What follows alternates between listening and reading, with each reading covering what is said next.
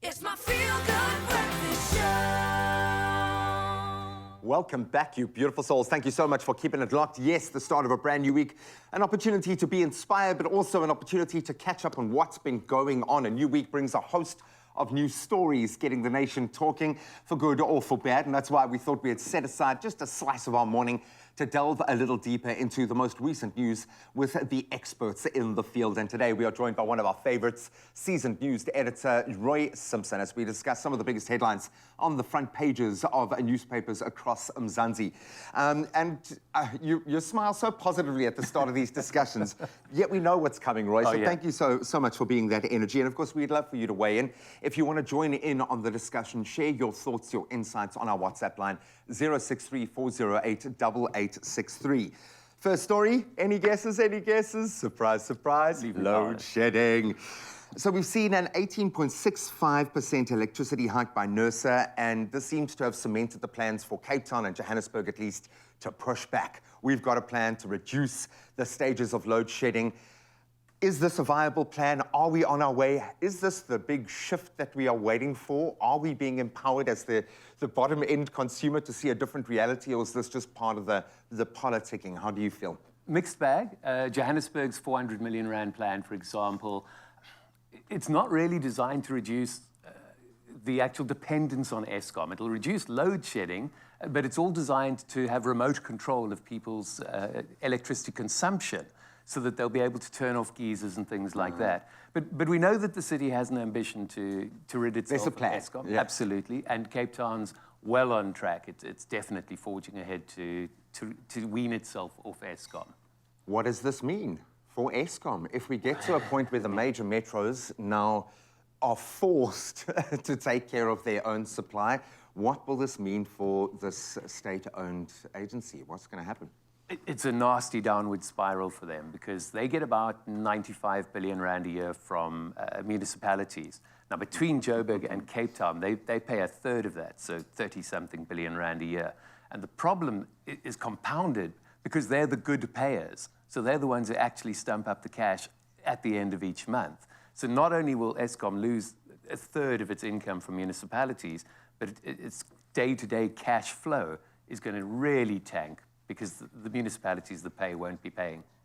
What does this mean about the grey areas? And we're going to have to talk about corruption in a sense, because we speak about it as it applies to almost every state-owned enterprise, yet we seldom get to a point. It almost feels like there's more onus on getting those ratepayers, those that haven't paid up their bills, to pay back. Will we ever see a comeuppance for those that have stolen money, in particular from Eskom, through this journey? Do you think we'll ever get to a point where there is an outcome on that side, or is this likely just to dwindle away and be overtaken by bigger news? It's a bit of both. We'll see some outcomes. I know that the SIU has about 60 billion rands worth of cases in court at the moment. And some of those, especially with the data from the State Capture Commission, some of those will go through to fruition. And you'll get the money back. You'll see some people go to jail. But I think it's going to be a little like the arms deal case, where sort of Tony Yangeni was individually and all by himself thrown under the bus. Yeah. And I think we'll see a couple of scapegoats. But it was such a huge architecture of corruption that I don't think we're really going to unpick it. And the real costs are things like the broken railway system and the broken electricity system. That the man on the ground level is having to deal with now, especially if you are a home owner. We have obviously seen a slight increase and a bit of a knock to the pockets. Devastating news, in fact, in terms of the repo rate now being raised by 25 basis points. This means that prime lending rate is going to be 10.75%. Why do we hate property owners so much? What is the thrust here? It's not only property owners, although admittedly, if you've got R1 million bond, you're paying, what, 1,800 more than you were a year ago. That's substantial. If it was a basket item like an avocado, you'd go, it's gone up by 27%. But it's all lending, because everything gets benchmarked against the prime lending rate.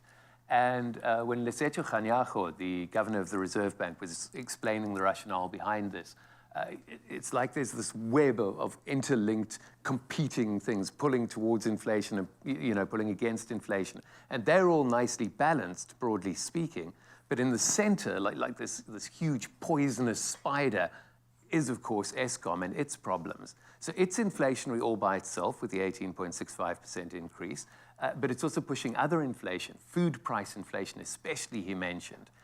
And they're not sure that they can control that. The only tool they have is the overall repo rate. So what they've done is they've edged that up. And remember, it was a 3-2 vote. 2 people wanted to see it go up all the way to 0.5, which would have made 11% as the prime lending rate. So it's that. It's just we're in this situation where, with things generally balanced both locally and globally, we have this problem sitting in the center that's just dragging us down. Kganyago said, for example, that the electricity crisis alone was probably costing us 2% growth. So that's huge. That is massive. Let that sink in for just a second as you think about all of the solutions we're going to come up with for these challenges. You mentioned a global perspective. We're going to get into some of the headline news that is breaking overseas, a couple of heartbreaking stories to delve into. Stick around. It's my feel-good breakfast show. Welcome back. We are back with our good friend and seasoned news editor, Roi Simpson, as we discuss some of the biggest headlines on the front pages of newspapers across Mzansi this morning. Earlier, we covered the crisis at Eskom. Yes, we still call it a crisis, even though we talk about it every day, including, of course, the upcoming repo rate hike. Let's take a look now at some of the breaking stories from across the waters. And of course, we encourage you to weigh in on the discussion. 063-408-8863.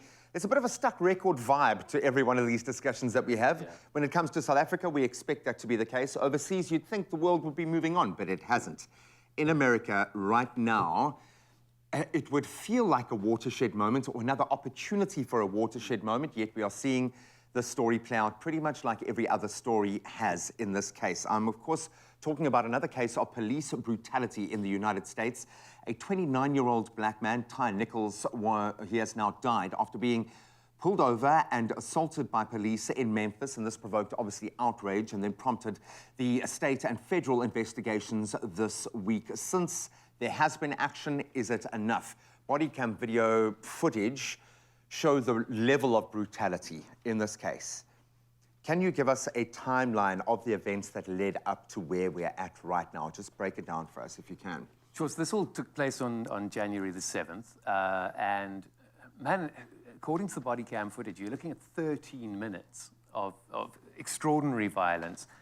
It's sort of a low-level violence, but enough for Ty to realize his life was in danger. He runs away. He then gets caught, and then there are 3 minutes of just escalates, yeah. Frightening brutality. And that leads to him then being put in hospital in critical condition. 3 days later, so the 10th of January, he passes away. There's an investigation into this. On the 20th of January, then, those 5 officers from the Scorpions, and notably black police officers, they were suspended, or in fact, they were fired at that stage. And then last Thursday, I think the 26th, they brought charges against them. You look at these friendly faces, it looks like a sitcom. It looks like we are looking at the wonderful faces of the cast of a friendly sitcom.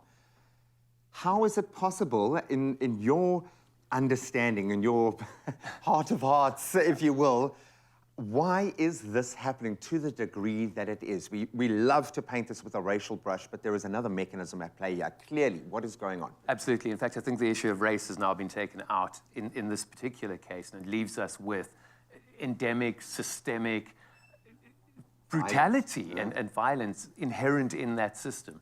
We had something like this when we were dealing with the apartheid era with our cops during the 80s and 90s. Also just extraordinary levels of unnecessary violence. Brutality, yeah. If I could put my finger and tell you why it was happening, well, I think I'd be in a different place right now. We'd have to pay you for these you know.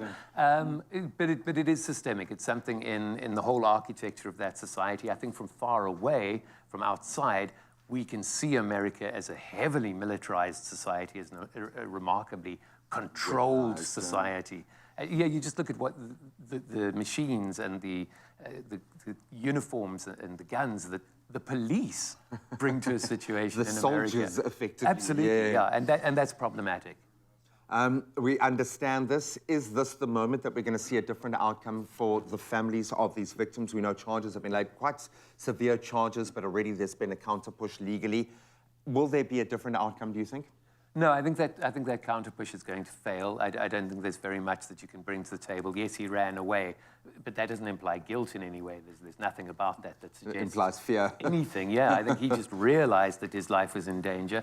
I think in this case we'll see five criminals in uniform go to jail, be punished. You'll see the families receive compensation in the form of money. But no, the systemic violence that is in the police force in America, that's the real problem, and the rate at which it happens, that's not going to be addressed by the court case. That's not going to change as a result of this. Possibly if they made body cams mandatory, but then you've got the sheer volume of that information, and you've also got resistance internally, even from police unions there. So, The politics will always come into play, and we understand that. I'm beginning to now understand and fully appreciate why you start every day with a smile, because you have to, my friend. Roy, thank you so much. We didn't even touch on some of the more natural disasters that have been sweeping the globe. Of course, our hearts and our prayers go out to all those in the areas of New Zealand being affected by some extreme weather. That seems to be a global trend at the moment. More food for thought, but you can continue to weigh on that discussion. 0634088863 if you want to chat about anything on the show today. We'd love to hear from you, Roy. Thank you so much. thank you. It's my feel-good breakfast show.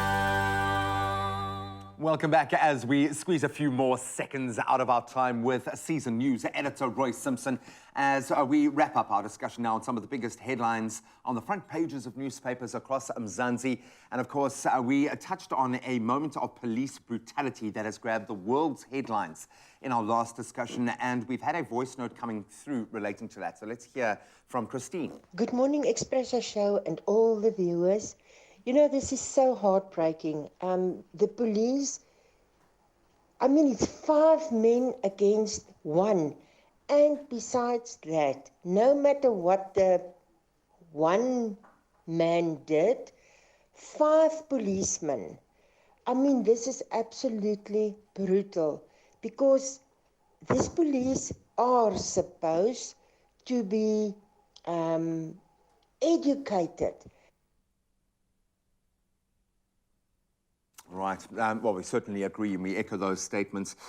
Before we move on to a climate perspective and what's going on in New Zealand as we speak, what do you think the measure needs to be taken within the policing forum? Because we've seen this before. If we harken back to what's happened in the past in America in terms of the brutality when it comes to kind of groups of police officers, it got to a point where they were actually not allowed to gather in groups of more than 2 or 3. I think Malcolm Dowell covered that in his tipping point. What measures do the police then take to prevent this moving forward?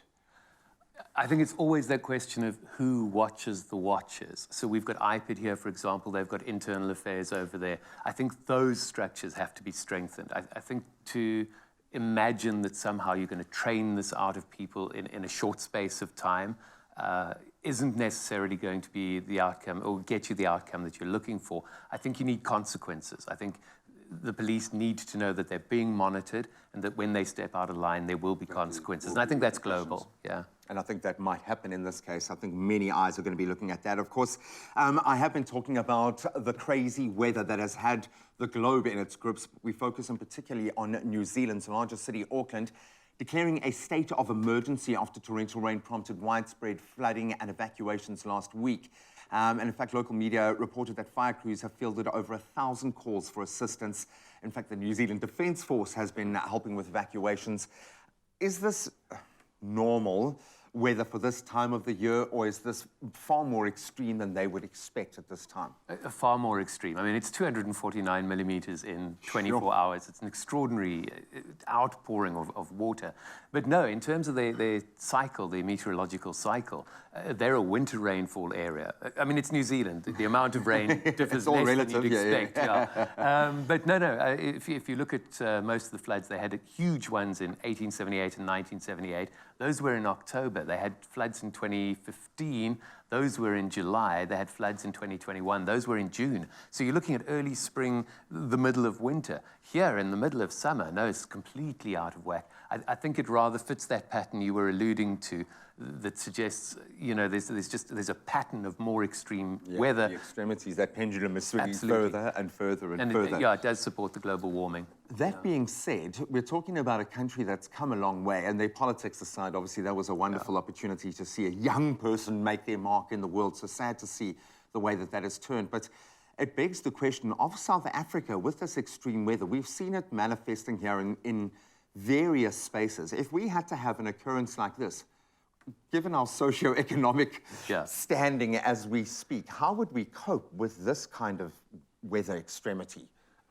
Given that socio-economic paradigm that you're referring to and how bleak that is, I think actually fairly well, because we just had the floods in KwaZulu-Natal, which were fairly devastating. That was quite a big weather event. The army came in and helped, and the thing is, it was there to come in, and it did help. And then we also saw this incredible citizenry response. You saw the Gift of the Givers step into the breach. You saw all of these sort of backer buddy campaigns, just ordinary citizens getting things together. And there's a lot of positivity to be taken from that. It means that we have resources, and perhaps we've got to really, really watch what we do with those. It means that we're resilient, that this hits, and then we do something about it. And more importantly, I think that we as individuals, that we care about each other. And that's a lot of positivity. That's a really good thing to be able to say. And yeah, I think we will weather this if we hit these. Yeah, because we got the metal. I love that. Come to South Africa. We care. We care about you, my friend, and we certainly care about your perspective. Thank you so much for helping guide us through the torrential downpour of headlines at the start of a brand new week. Hopefully this has given you some perspective and hopefully just a slightly more positive angle to look through life at.